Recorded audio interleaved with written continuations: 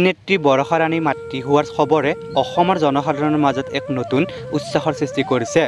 কণমানিজনীৰ আগমনে বৰষা ৰাণীৰ জীৱনত এক অন্যান্য সুখ আৰু সৃষ্টিৰ বিৰাজ কৰিছে। এই সুন্দৰ খবৰটো শুনি নিশ্চয় আপোনালোকেও আনন্দিত হৈছে।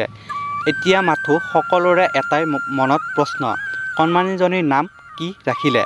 বৰষা ৰাণী আৰু ভাস্কৰ বৰুৱাই তেওঁলোকৰ জীৱনৰ এই অনুপম উপহাৰটোৰ এটা অন্যান্য সুকীয়া নাম চিন্তা কৰিছে। হয়তো সেই নামটো এক নতুন সুৰৰ দৰে বাজি উঠিব।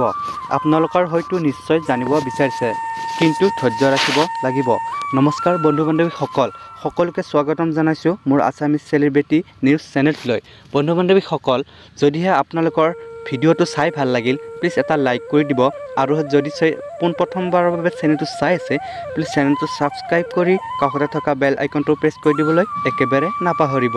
পৰৱৰ্তী ভিডিঅ'ত আকৌ লগ পাইছোঁ। আজিলৈ ধন্যবাদ।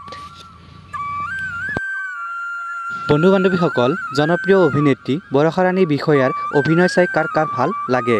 যদি আপোনালোকে বৰষা ৰাণীৰ এনেকুৱা ধৰণৰ ভিডিঅ'সমূহ চাবলৈ বিচাৰে, তেন আমাক এটা কমেণ্ট কৰি জনাবলৈ একেবাৰে নাপাহৰিব।